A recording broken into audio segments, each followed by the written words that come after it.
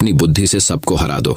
बस 21 दिन में आपकी बुद्धि इतनी तेज हो जाएगी कि आप दूसरे लोगों को बोलने का मौका ही नहीं दोगे। बस आपको गौतम बुद्ध ने बताएं, इन आदतों को अपने जीवन में अपनाना होगा। तो चलिए जानते हैं उन आदतों के बारे में। गौतम बुद्ध की कहानियों के माध्यम से 10 आसान आदतें जो 21 दिन में आपको एक नया और बुद्धिमान इंसान बना देंगी। दोस्तों, कहानी शुरू करने से पहले कमेंट में नमो बुद्धाय लिखकर वीडियो को लाइक जरूर करें। तो चलिए शुरू करते हैं इस कहानी को। एक गुरु अपने शिष्यों को प्रवचन दे रहे थे। वो बोल रहे थे कि हजारों मील का सफर भी सिर्फ एक ही कदम से शुरू होता है। देखा जाए तो अपनी जिंदगी में लक्ष्य हम सभी तय करते हैं, अपने लिए ख्वाब बुनते हैं, खुद को लेकर कई सारे सपने भी देखते हैं, लेकिन अपने लक्ष्य, अपनी मंजिल के पीछे भागने की बजाय ज्यादातर लोग अपने उन ख्यालों के पीछे भागते रह जाते हैं जिनका शायद सच्चाई से कोई वास्ता ही नहीं है, जो सिर्फ उनके दिमाग की एक उपज है। इन सभी गैर जरूरी ख्यालों के पीछे भागते हुए वह इस बात का अंदाजा लगाने की कोशिश भी नहीं करते कि वो ख्याल सकारात्मक है या नकारात्मक सच है, या उनके दिमाग की सिर्फ एक उपज है, या वह किसी और से प्रभावित है, उसका सच्चाई से कोई संबंध है भी या नहीं। और शिष्यों, इसीलिए ज्यादातर लोग अपनी मंजिल तक नहीं पहुंच पाते और जीवन भर असफल रह जाते हैं। गुरु यह सब बोल ही रहे थे कि तभी एक शिष्य खड़ा होता है और गुरु से कहता है, गुरुदेव, आपने ये तो बता दिया कि ज्यादातर लोग असफल क्यों होते हैं, लेकिन क्या आप हमें यह बता सकते हैं कि हम सफल कैसे हो सकते हैं? वो कौन सी छोटी छोटी आदतें हैं जो हमें सफलता के लिए तैयार करती है और फिर सफलता के शिखर तक पहुंचाती है? गुरु ने शिष्य का पूरा प्रश्न बड़े ध्यान से सुना और फिर हाथ के इशारे से उसे बैठने का आदेश देते हुए अपने सभी चीजों से कहा, जीवन में सफल होने के लिए सिर्फ जोश और इच्छा शक्ति का होना ही आवश्यक नहीं है, क्योंकि ये दोनों चीजें सिर्फ हमें प्रेरित करके हमसे काम की शुरुआत करवा सकती है, लेकिन पूरे जोश और उत्साह के साथ लंबे समय तक अपने लक्ष्य पर टिके रहने और दूर के बड़े लक्ष्यों को हासिल करने के लिए हमें उन आदतों को अपनी रोजमर्रा के जीवन का हिस्सा बनाना पड़ेगा जो व्यक्ति को सफलता के लिए तैयार करती है और उसे सफल बनाती है। तो आज मैं आपको 10 ऐसी आसान आदतों के बारे में बताऊंगा जिनको अगर आपने अपने जीवन का हिस्सा बना लिया तो सिर्फ 30 दिनों में आप अंदर से एक बिल्कुल ही अलग इंसान बन जाएंगे और खुद के भीतर एक गजब की सकारात्मक ऊर्जा और जो उसको महसूस करेंगे, जो आपको सफलता के शिखर तक पहुंचाएगी। तो उन सफल आदतों की श्रेणी में पहली आदत है, अपने दिन की शुरुआत धन्यवाद के भाव के साथ करेंगे। सुबह जैसे ही आपकी आंख खुले तो कुछ भी सोचने से पहले, कुछ भी करने से पहले, बिस्तर से उठने से पहले अपने दोनों हाथों को जोड़कर आसमान की तरफ देखते हुए, जिसकी शक्ति पर आप विश्वास करते हैं, उसका आह्वान करते हुए उन 3-4 चीजों को याद कीजिए जिसके लिए आप ईश्वर की, उन 3-4 लोगों, चीजों या घटनाओं के लिए ईश्वर का आभार व्यक्त कीजिए जिनकी वजह से आपके जीवन में बेहतरी आई है, आप ज्यादा खुशहाल और समृद्ध हुए हैं। ज्यादातर मौकों पर हमारे जीवन में, हमारे घरों में, हमारे परिवारों में, हमारे आसपास के माहौल में एक ही वो इंसान होता है जो हमारे सबसे ज्यादा दुख हो और परेशानियों का कारण होता है, लेकिन हमारे आसपास 99% लोग अच्छे होते हैं। हमारे जिंदगी में 99% चीजें बहुत अच्छी है, लेकिन अगर हम बुरे इंसान पर, बुरी घटनाओं पे, बुरी परिस्थितियों पे, बुरे परिणामों पर ध्यान देंगे तो फिर पूरा दिन हमें उस तरह की चीजें और मिलेंगी। लेकिन अगर हम शुक्रगुजार हैं अपने जीवन की 99% अच्छी चीजों के लिए, तो फिर हमारे पास और अच्छा चलकर जरूर आएगा। ये जो आभार व्यक्त करने की आदत है, ये हमारी मानसिकता को सुबह सुबह ही बदल कर रख देती है और सकारात्मक तरीके से अपने दिन की शुरुआत करने में मदद करती है। इस अभ्यास को करने में बहुत थोड़ा सा ही समय लगता है, लेकिन यह आपके पूरे दिन के काम करने के तरीके, आपकी मानसिकता और आपके विचारों को पूरी तरह से बदल कर रख सकती है। सफल आदतों की श्रेणी में दूसरी आदत है, आपको हर दिन व्यायाम जरूर करना चाहिए। आप चाहे दौड़ लगाए, कसरत करें, योगासन करें या फिर प्राणायाम, लेकिन आपको हर सुबह कोई ना कोई ऐसी क्रिया जरूर करनी है जिसमें आपके शरीर को मेहनत करनी पड़े, उसे पसीना बहाना पड़े। यह इंसानी शरीर बना ही मेहनत करने के लिए है। इसे हर समय आराम देने से यह निष्क्रिय, कमजोर और रोगग्रस्त हो जाता है। व्यायाम करना न सिर्फ आपके शरीर को फायदा पहुंचाता है, बल्कि ये आपके दिमाग और आपके मानसिक क्षमताओं को बढ़ाने में भी कमाल करता है। रोज व्यायाम करने से आपका शरीर और मन मजबूत होता है। आपके अंदर एक अलग ही आत्मविश्वास और तेज का जन्म होता है जो आपकी सफलता की राह में आपके सहायक बनते हैं। सफल आदतों की श्रेणी में तीसरी आदत है, लक्ष्य निर्धारित करो और अपने दिन को योजना के अनुसार चलाओ। रात में सोने से पहले ही अगले दिन के 3 सबसे महत्वपूर्ण कामों को निश्चित कर लो और उन्हें लिख लो। फिर उसी के अनुसार अपने पूरे दिन की योजना बनाओ और उस पर अमल करो। अगर कोई व्यक्ति योजना बनाकर अपने दिन की शुरुआत नहीं करता और कोई सभी काम कभी भी करता है, तो ऐसा व्यक्ति कभी भी अपने पूरे दिन का सदुपयोग नहीं कर सकता। हालांकि ज्यादातर लोगों को पता होता है तो उनके लिए कौन सा काम महत्वपूर्ण है और कल उन्हें कौन सा काम करना चाहिए, लेकिन फिर भी वो लोग उस काम को पूरा नहीं कर पाते और उसे टालते रहते हैं।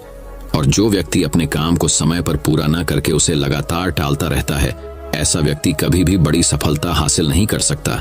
ज्यादातर लोगों का अपने काम को समय पर पूरा ना करना और उसे लगातार कल पर टालते रहने का सबसे बड़ा कारण है उनके अंदर आत्म अनुशासन का ना होना। क्योंकि जो व्यक्ति आत्मा अनुशासित हैं, वो अपना हर काम समय पर पूरा करता है। सफल आदतों की श्रेणी में चौथी आदत है, आपको हर दिन कुछ ना कुछ नया सीखना चाहिए या फिर कुछ ना कुछ नया पढ़ना चाहिए।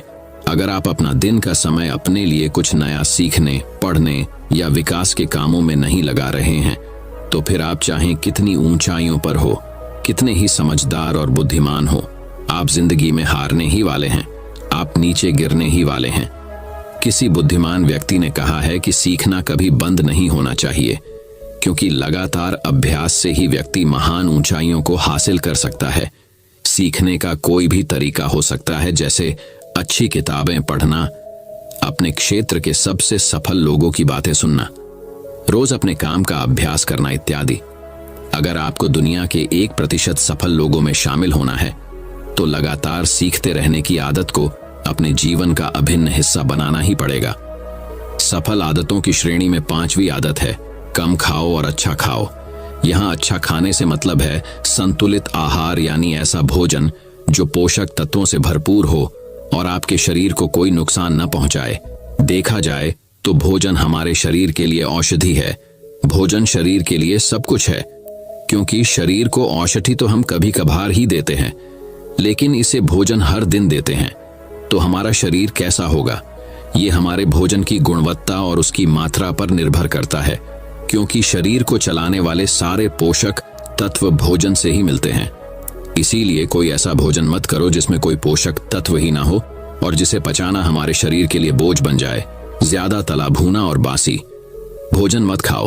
3 सफेद झरों से जितना हो सके उतनी दूरी बना लो। पहला सफेद जहर है चीनी, दूसरा सफेद जहर है नमक और तीसरा सफेद जहर है मैदा। चीनी और मैदा से तो हमारे शरीर को कोई भी पोषक तत्व नहीं मिलता और इन्हें पचाना भी शरीर के लिए बहुत मुश्किल होता है। इसलिए इनका सेवन कम से कम करो। भोजन मन भरने के लिए नहीं, पेट भरने के लिए करो। जब भूख लगी तभी भोजन करो और हमेशा अपनी भूख से थोड़ा सा कम खाओ। रात में जितना जल्दी हो सके उतना जल्दी भोजन करने का प्रयास करो। अपने आहार में जीवित भोजन जैसे फल, हरी सब्जियां, साबुत अनाज, सूखे मेवे भी इत्यादि का सेवन जरूर करो। सुबह उठते ही खाली पेट पानी पियो। भोजन करने से पहले पानी पियो, लेकिन भोजन करने के तुरंत बाद पानी कभी मत पियो। भोजन हमेशा शांतचित्त और प्रसन्न मन के साथ करो और भोजन ग्रहण करते समय उसका पूरा आनंद लो।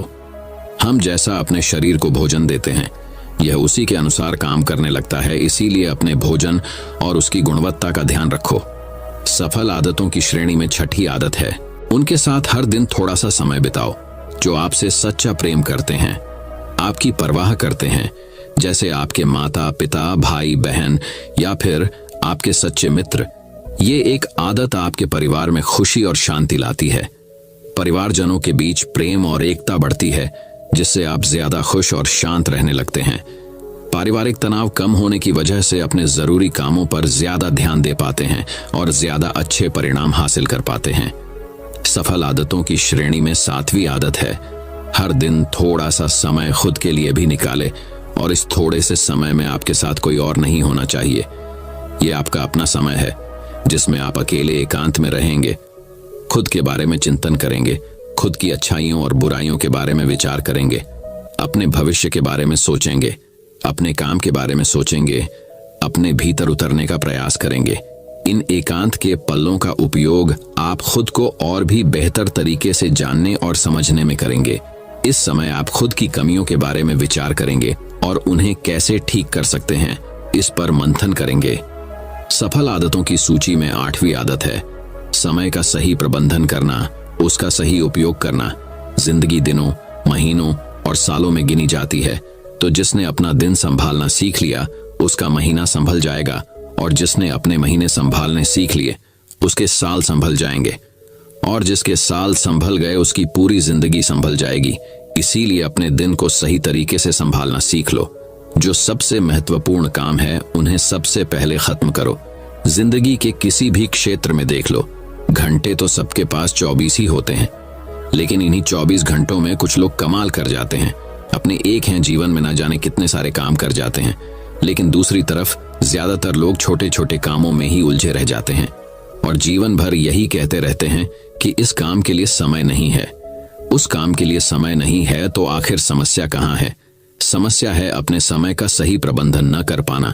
सफल आदतों की श्रेणी में 9वीं आदत है रात में जल्दी सोएं और सुबह जल्दी उठे। जो व्यक्ति सुबह जल्दी उठता है उसे कुछ अतिरिक्त समय मिल जाता है सबसे महत्वपूर्ण कामों को खत्म करने का, जैसे ध्यान का अभ्यास, व्यायाम, किताबें पढ़ना इत्यादि।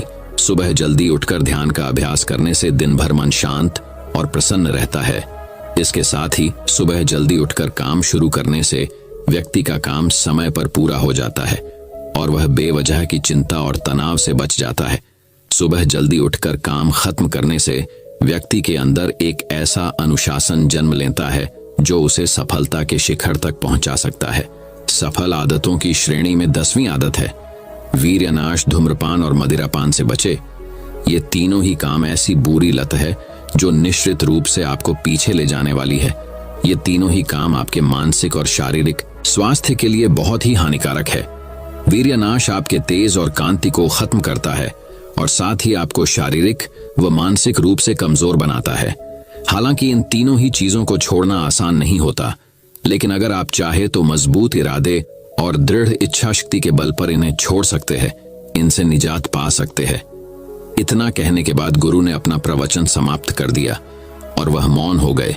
यह देखते ही सभी चीजें समझ गए कि अब यहां से जाने का समय हो चुका है। उन सब ने इस जानकारी के लिए गुरु का धन्यवाद किया और वहां से चले गए। तो दोस्तों, उम्मीद करता हूं आपको इस कहानी से एक अच्छी सीख मिली होगी। ये कहानी आपको कैसी लगी हमें कमेंट बॉक्स में कमेंट करके जरूर बताएं। अब चलिए दोस्तों, जानते हैं कि अपने बुद्धि को सबसे तेज और धारदार कैसे बनाएं। तो चलिए हमारे दूसरे कहानी की शुरुआत करते हैं। दूसरी कहानी बुद्धिमानी से जुड़ी गौतम बुद्ध की कहानी। एक गांव में एक लड़का था जिसका दिमाग बहुत तेज था। उसकी यह खासियत थी कि वह किसी भी चीज को बहुत ही आसानी और कम समय में सीख लेता था, जबकि उसी चीज को सीखने और समझने के लिए अन्य लोगों को काफी समय लग जाता था। लड़के की यह ख्याति दूर दूर तक फैल गई। सभी लड़के की तारीफ में कहने लगे कि उसके जितना बुद्धिमान कोई नहीं है। लड़का चित्रकारी, मूर्ति बनाना, गीत गाना जैसे अन्य कई चीजों को जानता था। अपनी प्रसिद्धि को बढ़ाने के लिए वह अन्य काम और चीजों को भी सीखने लगा। इस तरह से उसे अपनी बुद्धिमत्ता पर अहंकार हो गया, क्योंकि वह साधारण व्यक्ति होकर कई असाधारण काम भी आसानी से करने लगा था। एक दिन लड़के का सामना भगवान गौतम बुद्ध से हुआ। लड़के को खुद पर खूब अहंकार था और इस कारण उसे किसी से ईर्ष्या नहीं होती थी, क्योंकि वह खुद को ही श्रेष्ठ समझता था। लेकिन पहली बार उसे गौतम बुद्ध को देख ईर्ष्या हुई और वह अपनी तुलना बुद्ध के साथ करने लगता है। वह देखता है कि बुद्ध के पास भिक्षा मांगने के लिए एक कटोरा है और उसके पास अपार धन। बुद्ध ने साधारण वस्त्र धारण किए थे और उसके वस्त्र कीमती थे। बुद्ध नंगे पैर थे और वह नंगे पांव जमीन पर पैर भी नहीं रखता था। इस तरह से लड़का एक नहीं बल्कि कई चीजों से गौतम बुद्ध के साथ अपनी तुलना करने लगा। हर चीज से तुलना करने के बाद वह मन ही मन सोचता है कि आखिर मैं इस भिक्षु के साथ अपनी तुलना क्यों कर रहा हूं, जबकि इसका और मेरा जीवन बिल्कुल अलग है। वहां मौजूद सभी लोग गौतम बुद्ध का सम्मान कर रहे थे। लड़का सोचने लगा कि आखिर इनमें ऐसा क्या है जो मुझ में नहीं है, जिस कारण मेरे भीतर इनके प्रति ईर्ष्या पैदा हो गई। अपने मन में चल रही जिज्ञासा को शांत करने के लिए वह बुद्ध के पास जाता है। तो आखिर वास्तव में कौन है बुद्धिमान? बुद्ध के पास जाकर वह कहता है, मैं इस गांव का सबसे बुद्धिमान व्यक्ति हूँ और आप अपने आसपास जो भी देख रहे हैं मैं वह सब करना जानता हूँ। मैं किसी भी कार्य को बहुत कम समय में सीख लेता हूँ, इसलिए सभी लोग मेरा सम्मान करते हैं। लेकिन फिर भी आपको देख मेरे भीतर ईर्ष्या पैदा हो गई, इसलिए मैं जानना चाहता हूँ कि आपकी उपलब्धि क्या है। सभी आपको इतना आदर सम्मान क्यों दे रहे हैं? लड़के के सवाल का जवाब देते हुए बुद्ध कहते हैं, मेरी कोई उपलब्धि नहीं है, लेकिन तुम कह सकते हो कि मेरी यही एक उपलब्धि है। बुद्ध लड़के से पूछते हैं, क्या तुम्हें निंदा अच्छी लगती है? लड़का कहता है कि भला किसे निंदा अच्छी लग सकती है? बुद्ध कहते हैं कि जो तुम्हें अच्छा और बुरा लगता है मैं इनसे भी ऊपर हूं। मुझे ना निंदा सताती है और ना अपनी प्रशंसा से प्रसन्न होता हूं। यही अंतर है तुम में और मुझ में। बुद्ध कहते हैं, तुमने सैकड़ों काम सीखे लेकिन सबसे जरूरी काम को सीखना भूल गए। लड़का पूछता है, कौन सा काम? अब इस प्रकार बुद्ध ने दिया बुद्धिमान होने का ज्ञान। बुद्ध कहते हैं कि क्या तुम्हें मन को नियंत्रण करना आता है? ये बात सुनकर लड़का समझ जाता है कि उसे बुद्ध से ईर्ष्या क्यों हुई। बुद्ध कहते हैं, जिसने संपूर्ण जगत जीत लिया लेकिन अपने मन को नहीं जीत पाया, उसने कुछ भी नहीं जीता। वहीं जिसने अपने मन को जीता लेकिन अपना सब कुछ गंवा दिया, फिर भी उसने सब कुछ जीत लिया। बुद्ध की यह बात सुन लड़के का अहंकार टूट गया। उसने बुद्ध से कहा कि क्या आप मुझे अपने मन को जीतना सिखा सकते हैं? बुद्ध कहते हैं, जरूर, लेकिन इसके लिए मैं तुम्हारी सभी उपलब्धियां छीन लूंगा। लड़का कहता है, मैं तैयार हूं। इसके बाद से ही लड़का ध्यान लगाने लगता है, क्योंकि ध्यान से ही मन को वश में किया जा सकता है। तो दोस्तों, अब चलिए बढ़ते हैं हमारे तीसरी कहानी की तरफ। तीसरी कहानी, दिमाग की धार को कैसे तेज करे। लगभग हम सभी लोग जानते हैं और साइंस भी यह सिद्ध कर चुका है कि हम हमारे दिमाग का मैक्सिमम 10% ही यूज कर पाते हैं और इसमें से ज्यादातर हमारा दिमाग बचपन में ही सब कुछ सीखता है और सबसे ज्यादा एक्टिव रहता है, क्योंकि हम हर रोज कुछ न कुछ नया कर रहे होते हैं। रोज पढ़ते हैं, नए नए खेल खेलते हैं और हमेशा एक्टिव रहते हैं। किंतु जैसे जैसे हम बड़े होते हैं, हमारे रोज के कामों में इतने व्यस्त हो जाते हैं कि कुछ नया करने और सीखने का मौका ही नहीं मिलता। लेकिन यदि हम अपने दिमाग को धार देते रहे तो हम दुनिया में जल्दी आगे बढ़ सकते हैं। यह सीखा मैंने इस कहानी से। अफ्रीका में एक पेड़ काटने वाली कंपनी थी जिसमें वहां के लोग पेड़ काटने का काम करते थे, जिसमें जॉन नाम का एक वर्कर था जो पिछले 8 सालों से पेड़ काटने का काम कर रहा था। उसी कंपनी में एक बिल नाम का नया वर्कर लगता है और एक ही साल में उसकी सैलरी बढ़ जाती है और प्रमोशन भी मिल जाता है। ये बात जॉन को पता लगती है तो वह कंपनी के मैनेजर के पास जाता है और कहता है, सर, इस कंपनी में मेरे साथ अन्याय हो रहा है। मैनेजर बोलता है, नहीं जॉन, इस कंपनी को मैं मैनेज करता हूं, ऐसा तो कुछ नहीं है। अगर तुम्हें कोई प्रॉब्लम है तो मुझे बताओ। जॉन बोलता है, सर, मैं पिछले 8 साल से काम कर रहा हूं लेकिन मेरा प्रमोशन नहीं हुआ और सैलरी भी वही है, लेकिन बिल जो कि 1 साल पुराना ही है, उसकी सैलरी बढ़ गई और प्रमोशन भी हो गया, जबकि प्रमोशन तो मेरा होना चाहिए था। इसके बाद मैनेजर बोलता है, देखो, तुम बहुत ईमानदार और मेहनती हो, मैं यह बात मानता हूं, लेकिन कंपनी के नियम के अनुसार जो ज्यादा पेड़ काटता है उसे ज्यादा सैलरी मिलती है और प्रमोशन भी जल्दी होता है। तुम पहले भी रोज 4 पेड़ काटते थे और अब भी 4 पेड़ ही काटते हो, लेकिन वह रोज 8 पेड़ काटता है, इसलिए उसे जल्दी प्रमोशन मिला। तुम भी रोज 8 पेड़ काटो, तुम्हें भी प्रमोशन मिल जाएगा। यह बात सुनकर जॉन लौट जाता है और रोज से ज्यादा मेहनत करता है और ज्यादा देर तक काम करता है। कुछ दिनों के बाद जॉन फिर मैनेजर के पास आता है और बोलता है, सर, मैं अब ज्यादा मेहनत कर रहा हूं और ज्यादा समय तक काम करता हूं, लेकिन फिर भी मैं रोज सिर्फ 5 पेड़ ही कर पाता हूं। बिल रोज 8 पेड़ कैसे काटता है? मैनेजर ने कहा, यह बात तो तुम्हें बिल ही बता पाएगा, तुम बिल से जाकर पूछ लो। अगले दिन जॉन बिना संकोच किए बिल के पास जाता है और पूछता है कि बिल, तुम रोज 8 पेड़ कैसे काट लेते हो? मैं पूरी मेहनत करके भी सिर्फ 4 से 5 पेड़ ही काट पाता हूं। क्या तुम मुझे बता सकते हो कि तुम पेड़ कैसे काटते हो? बिल कहता है, पहले तुम बताओ जॉन की तुम अपनी कुल्हाड़ी को धार कब लगाए थे? जॉन, मैंने पिछले हफ्ते ही धार लगाई थी। बिल कहता है, मैं हर पेड़ काटने के बाद 2 मिनट का समय निकालता हूं और अपनी कुल्हाड़ी को धार देता हूं, और जो पेड़ तुम 2 घंटे में काटते हो वह मैं 1 घंटे में ही काट देता हूं। धार देने वाले 2 मिनट मेरे आने वाले 58 मिनट बचा देते हैं और मैं रोज 8 पेड़ काट लेता हूँ। यह सुनकर जॉन बिल को धन्यवाद देते हुए चला जाता है। सिर्फ ज्यादा समय और ज्यादा मेहनत से कुछ नहीं होने वाला, इसके साथ साथ उसे अपनी कुल्हाड़ी को धार देते रहना पड़ेगा। जब भी वह धार देना बंद कर देगा, उस समय से उसके कार्य पर प्रभाव पड़ना शुरू हो जाएगा। जॉन अपनी कुल्हाड़ी में धार देकर काम शुरू करता है और कुछ ही दिनों में वह भी प्रमोशन ले लेता है। इस कहानी से हमें यह सीख मिलती है कि दोस्तों, हमें हमेशा ही अपनी लाइफ में कुछ ना कुछ सीखते रहना चाहिए और अपने दिमाग को धार देना चाहिए, चाहे हमारी उम्र कुछ भी क्यों ना हो। मैंने कुछ दिनों पहले सत्य नाडेला, जो कि माइक्रोसॉफ्ट के सीईओ बने हैं, उनके बारे में पढ़ा था कि वह आज भी नए नए कोर्स ज्वाइन करते रहते हैं और नई नई किताबें पढ़ते हैं। उन्हें आज भी नया सीखने में कोई संकोच नहीं है और शायद इसीलिए वह इतनी बड़ी पोजीशन पर है। सक्सेस वही होते हैं जो समय के साथ बदलते हैं और प्रगतिशील रहते हैं। जिस तरह तालाब का पानी एक जगह स्थित होकर कुछ ही दिनों में सड़कर बदबू देना शुरू कर देता है, लेकिन नदी जो हमेशा बहती रहती है, प्रगतिशील होती है, उसका पानी साफ होता है। उसी तरह से जो लोग नई नई चीजें पढ़कर और सीखकर अपने दिमाग को धार देते हैं, वही दुनिया में आगे बढ़ते हैं। तो दोस्तों, चलिए बढ़ते हैं हमारे चौथी कहानी की तरफ। चौथी कहानी। दोस्तों, बहुत समय पहले की बात है का चंदनपुर नाम का एक राज्य हुआ करता था। चंदनपुर का राजा बड़ा ही दानी और प्रतापी था। उसके राज्य में सब खुशहाल थे, पर राजा एक बात को लेकर बहुत चिंतित रहा करता था कि धर्म व दर्शन पर लोगों के विचारों में सहमति क्यों नहीं बनती। एक बार राजा विभिन्न धर्मों के उपदेशकों को आमंत्रित किया और एक विशाल कक्ष में सभी को एक साथ रहने का प्रबंध करते हुए कहा, अब अगले कुछ दिनों तक सब एक साथ रहेंगे और आपस में विभिन्न धर्मों और दर्शनों पर विचार विमर्श करेंगे, और जब सभी के विचार एक मत हो जाएंगे तो मैं आपको ढेरों उपहार देकर यहाँ से विदा करूंगा। और ऐसा कहते हुए राजा वहां से चला गया।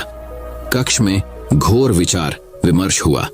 सभी अपनी अपनी बात समझाने में लगे रहे, पर कुछ दिन बीत जाने पर भी वे एक मत नहीं हो पाए। पड़ोसी राज्य में रहने वाले एक महात्मा जी को जब ये बात पता चली तो वह तुरंत राजा से मिलने पहुंचा।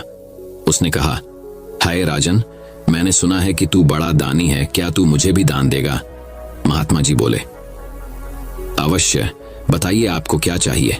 राजा बोला, महात्मा जी, मुझे तेरे अनाज के गोदाम से कुछ अनाज चाहिए।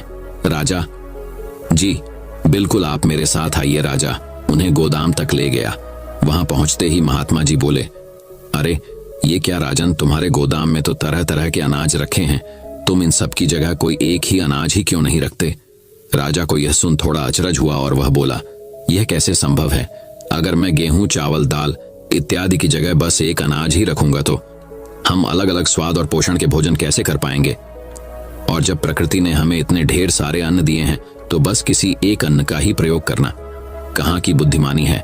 महात्मा बोले, बिल्कुल सही राजन, जब तुम विभिन्न अनाजों की उपयोगिता एक से नहीं बदल सकते तो भला विभिन्न धर्मों के विचारों और दर्शनों को एक कैसे कर सकते हो?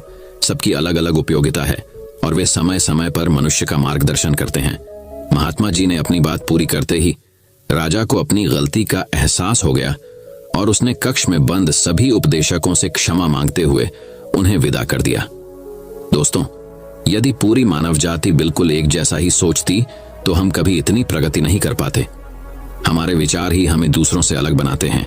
अगर कभी आपका विचार औरों से मेल ना खाए तो इसमें घबराने की जरूरत नहीं, बल्कि यह देखने की जरूरत है कि पूरी पिक्चर में आपका विचार कहां फिट हो सकता है। और दूसरी तरफ यदि किसी और का विचार अब से मेल ना खाए तो उस पर नाराज होने की बजाय ये समझने का प्रयास करना चाहिए कि उसकी सोच का कहां और कैसे यूज किया जा सकता है। तो अब दोस्तों, चलिए बढ़ते हैं हमारे 5वें कहानी की तरफ। 5वीं कहानी।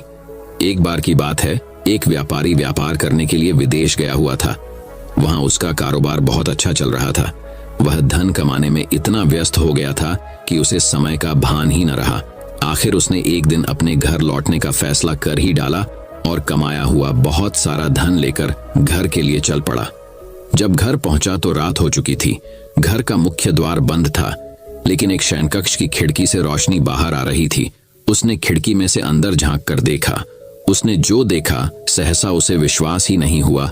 उसे अपने पैरों के नीचे से जमीन खिसकती हुई प्रतीत होने लगी। उसने देखा कि शयन कक्ष में उसकी पत्नी के पास एक युवक भी लेटा हुआ है। ऐसी स्थिति में उसका अपनी पत्नी के चरित्र पर संदेह होना अस्वाभाविक नहीं था। व्यापारी ने विचार किया कि ऐसे घर में रहने का क्या औचित्य हो सकता है जहां ऐसी स्त्री हो। उसने फौरन निर्णय लिया कि पत्नी और उसके पास लेटे युवक को मारकर चुपचाप वापस निकल जाऊंगा और अलग घर बसाने का प्रयास करूंगा। तभी उसकी नजर शयन कक्ष की दीवार पड़ी जहां एक श्लोक लिखा था। उसने उस श्लोक को पढ़ा। श्लोक में लिखा था, सहसा विदतीत न क्रियाम विवेक परमापदाम पदम वृणुते ही विमृश्य कारणम गुण लुब्ध स्वयमेव संपद। अर्थात किसी कार्य को बिना विचारे एकाएक नहीं करना चाहिए, क्योंकि सोच विचार न करना बड़ी विपत्तियों का कारण है। जितनी भी प्रकार की संपत्तियां हैं, सोच समझकर कार्य करने वाले व्यक्तियों के गुणों से आकर्षित होकर स्वयं ही उसके पास आ जाती हैं, उसे समृद्ध कर देती हैं। यह पढ़ते ही व्यापारी ने अपना निर्णय बदल दिया और घर का दरवाजा खटखटाया। पत्नी ने दरवाजा खोलने से पहले काफी पूछताछ की और जब वह पूरी तरह से आश्वस्त हो गई कि दरवाजा खटखटाने वाला उसका पति ही है, तो उसने शीघ्रता से दरवाजा खोल दिया। पति को देखकर पत्नी की प्रसन्नता की सीमा न रही।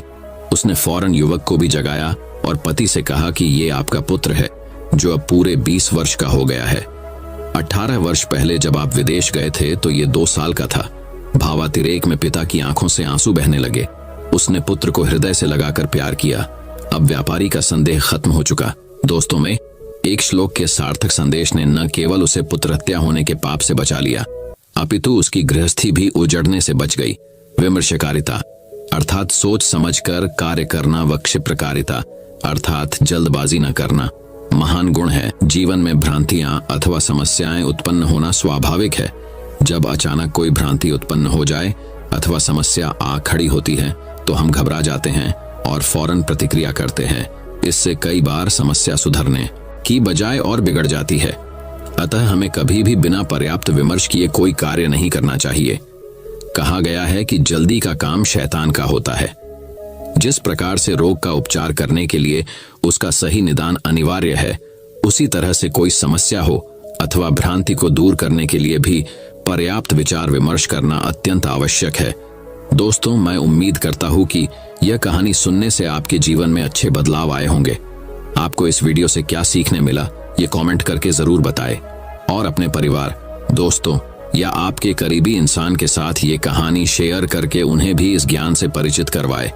बाकी अगर आपको यह वीडियो दिल से अच्छी लगी हो तभी इस वीडियो को लाइक कर देना, और आपने अब तक इस चैनल को सब्सक्राइब न किया हो तो चैनल को सब्सक्राइब भी जरूर कर देना।